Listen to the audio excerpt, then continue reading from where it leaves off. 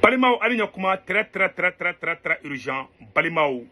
enfant Mohamed Ali Bachili, avocat maître Mohamed Ali Bachili, Malian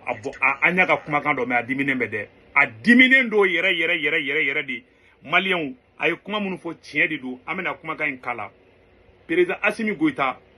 il y a glito yere, sinon, il a bantugo besonga jugade. Malien beka kuma iname. Konaman kolosiko Mali de Chitola Fleta. Ko de beka Mali kono. Mali ne betlaka bona perebude. Le Mali est au bord de l'effondrement. Mali be niveau minabi. Mali ni chili ka surni joli. Mega chien de faina. Mais chamamba kono otado. Mais amena perebu yola. Anga enfame me.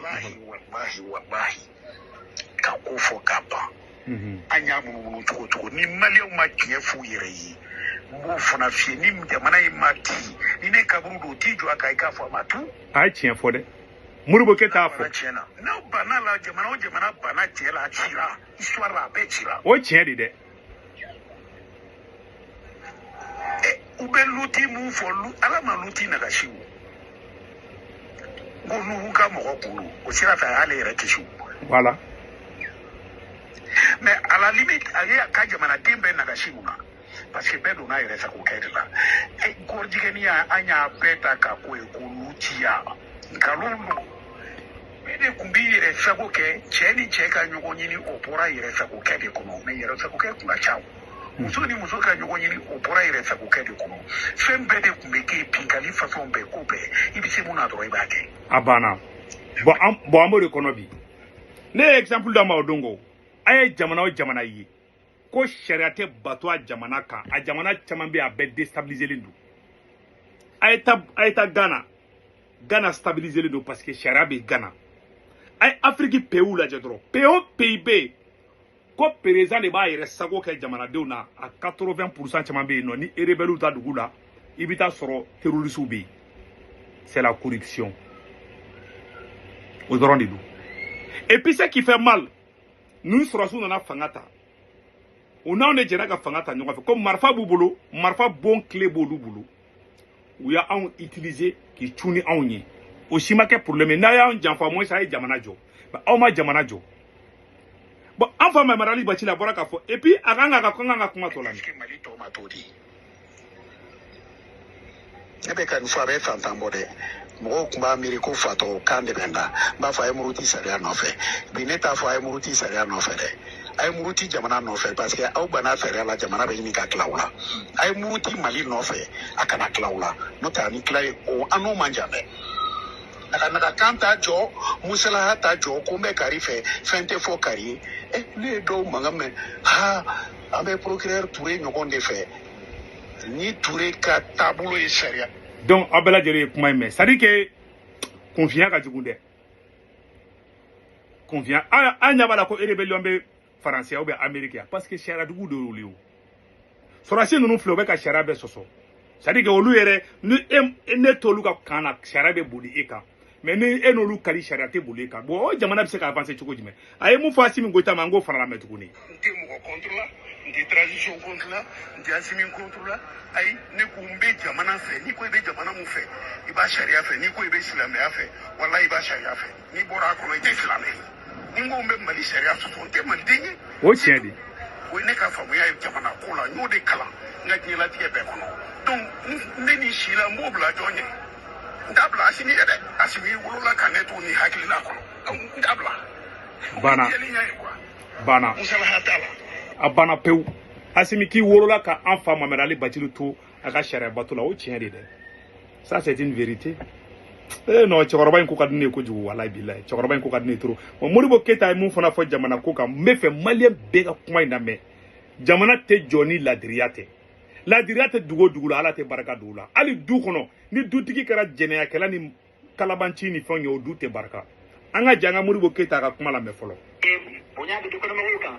iba so du kono mo de kan de me ayala me ngani bente du kono ni kele be no mo be du che bu bla nyona osma du be tien du be jerfen du be de tango jamani osma man tingmami bana o mami bana namba pakata sabata ka mesena do de ka faraka otuma anga do faranga ketri kan faso jolila voilà faso du atinjeme mun kan jamani wo dugu abe tinjeme mun kan wa du akili bala anga makaba ya kwanye ina damne tuma awa dugu caman bɛ yen nɔ ala y'u halaki u halakira mun na tulonkɛ de tun cayara yen nɔ fo mɔgɔw ɲinana sɔbɛ kɔ fo mɔgɔw ɲinana ala ko kɔ o tuma n'an b'a fɛ an ka jamana tɔgɔ duman min b'a la o ka to a la an ka taa an yɛrɛ la dɛ an ka se an farisogo la n'an ma taa an yɛrɛ la n'an ma taa an farisogo la ni musow ye wale cɛw dɔ kɛ k'a ɲini u cɛw kɔ ni cɛw ye ɲana u musow kan ka wale musow dɔ kɛ o tuma tulonkɛ n'a barika sɔrɔ an ka jamana kan furu n'a nagasi du n'a nagasi den kolow n'a wolo o tuma jamana bɛ segin kɔ o tuma ala m'an kisi o ma. Voilà a bɛɛ lajɛlen ni kuma mɛn dɛ an Papa Modibo Keita ni kuma de fɔ ko ala ye dugu caman halaki dɔwɛrɛ tɛ yɛrɛ sago kɛ Mamadu Ali Bacili fana ma sigi kuma kelen kan an ka kuma tɔ lamɛn sisan. A kan k'a dɔn an ka tɔn ye de ye maa o maa n'i tɛ s'i farisogo la i tɛ s'i nugu la n'i tɛ s'i nugu la i kan ka cifuri min kɛ i kan ka baara min kɛ i kan ka mun min kɛ i bɛ t'a la n'i dɛsɛra i bɛ mun kɛ i bɛ tabali ta i bɛ fɔbali fɔ o tuma i kɛra nkalontigɛla ye sɔnjugu fɛn fɛn bɛ yen nɔ a bɛɛ b'i sɔrɔ i la o tuma an ka se an yɛrɛ la an tun bɛ farajiw ka mara kɔnɔ an ka hadamadenya caman bɛ yen nɔ an ka sira caman bɛ yen nɔ ni an ka fɔlɔmɔgɔw tun tugulen b'a la nka bi ni an y'a bila mara in kɔsɔn an ka segin o ma dɛ an ka fɔlɔmɔgɔw tun tɛ layidu tiɲɛ n'u tun ye kuma min fɔ k'a fɔ k'u ka ɲɛ nin ye u bɛ sa de u bɛ t'u kan kan n'i tun ye kalifa d'u ma u tɛ se ka tɔɔrɔ de u tɛ se ka dɛsɛ u tɛ se kalifa in ma abada O de hɔrɔnya ye. n'i tun ye u dɛmɛ u ka mago la n'u tun kan ka kɔn ka segin ma u b'a ɲini ala fɛ ala mago ka s'u ma sanu ka dɛsɛ ka u ka layidu timɛ. diɲɛ bi bana don dɔ da ko diɲɛ bi ban o diɲɛ bi bana don dɔ la ko diɲɛ bi ban. Malien bɛɛ filɛ ne bɛ nin kumakan de bɛ don ne kunkolo la quoi wallahi bilahi ni yɛrɛwolo de bɛ nin kuma bɛ don yɛrɛwolo de kunkolo la maa min ye woro 10 den maa min ba furula misiri kɔnɔ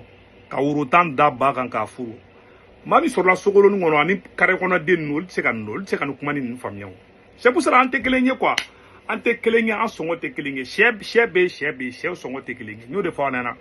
ni ne ye hɔrɔn kuma ninnu ye hɔrɔn i b'a bila i kunna de ne bɛ mun fɔ Asimi Goyita ɲɛna Mamadu Ali Bacili filɛ ka f'i ɲɛna ko depuis ma wolo e bɛ jama n'i sara don min na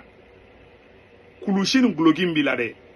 i bɛ yɔrɔ o yɔrɔ dogo ko mɔgɔ kɔnɔ ye i b'o dogo i bɛ kulusi 3 4 don ɲɔgɔn kan mɔgɔ kana ɲɛ dɛ n bɛ n dogo mɔgɔw la dɛ cɛ dɔ mon frère i bɛ sa don dɔ la bilahi talahi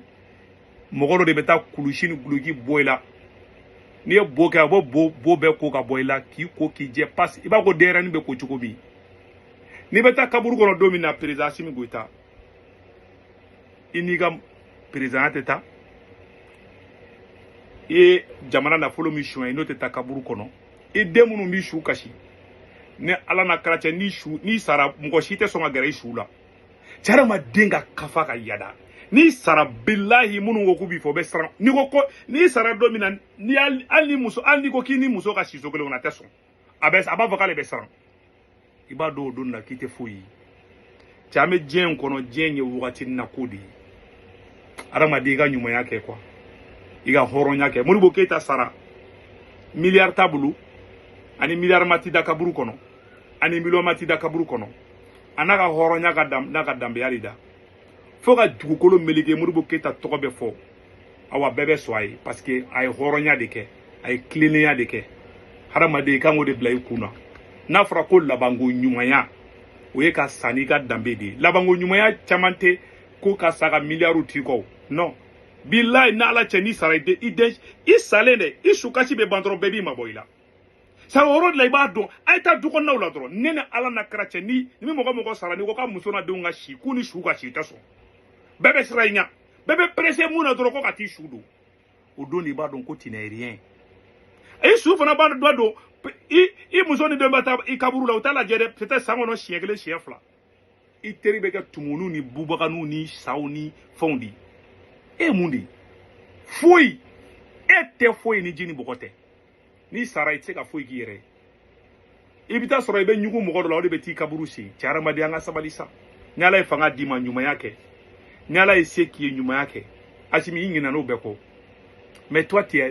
es sorti dans l'histoire i hadamadenw tɔɲɛ ne Arasba ti photo dɔrɔn ne kasira bilahi talahi